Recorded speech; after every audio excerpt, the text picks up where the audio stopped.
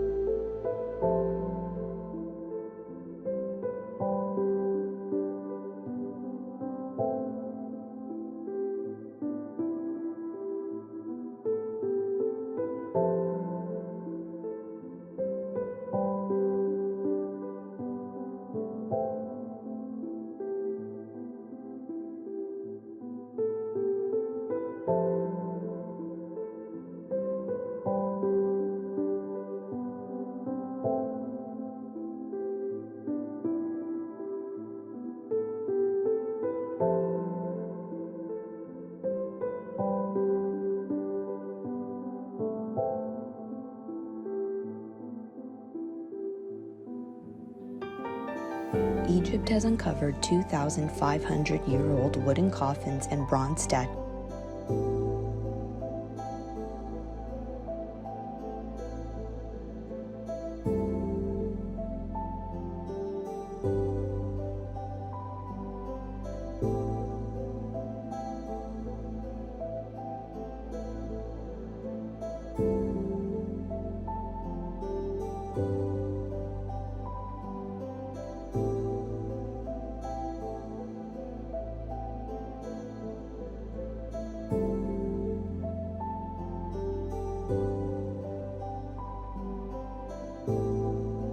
On the 20th of February 1824, English scientist William Buckland told the Geographical Society of London about his incredible discovery.